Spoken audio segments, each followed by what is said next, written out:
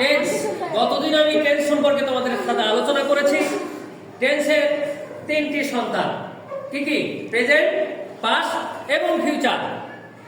আর টেন্সের নাতি নাতনি হচ্ছে মোট 12 জন, অর্থাৎ প্রতিটি সন্তানের 3টি করে সন্তান আছে।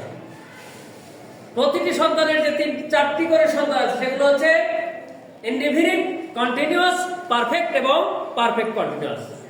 এরপর গতদিন আমি ইনডিফিনিট সম্পর্কে আলোচনা করেছিলাম, আজকে কন্টিনিউয়াস সম্পর্কে আলোচনা করলাম।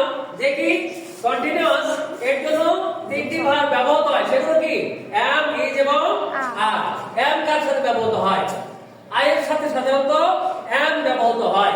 কোন নাম বা থার্ড পারসন সিঙ্গুলার নাম্বারের সাথে is ব্যবহৃত হয়।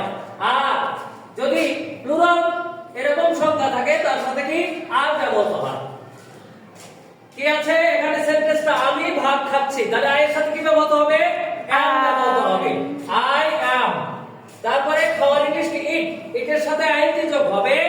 আর এই যে ভাতের ইংলিশ হচ্ছে রাইস, রাইস পিছনে এসে বসলো। এরপরে আমি যদি যে কোনো একটা নাম বা থার্ড পারসন সিঙ্গুলার নাম্বার দেই, তাহলে কি হচ্ছে? একটা নাম মাহি ভাত খাচ্ছে, তাহলে কি হবে? মাহির সাথে ইজ বসবে, থার্ড পারসন সিঙ্গুলার নাম্বার। তারপরে পিছনের অংশটুকু যা ছিল তাই থাকবে। এবার যদি অনেকেই একসাথে থাকে অর্থাৎ প্লুরাল হয়, তাহলে সেক্ষেত্রে আমরা দেখব আমরা সবাই ভাত খাচ্ছি বা আমরা ভাত খাচ্ছি। সেক্ষেত্রে আমরা ইংলিশ হলো উই, আর এই যে প্লুরালের সাথে কি বসবে?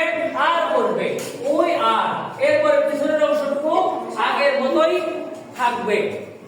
তো হ্যালো গাইস, আমার এই টেন্সের ক্লাসটি আপনাদের কেমন লেগেছে সবাই কমেন্টে জানাবেন।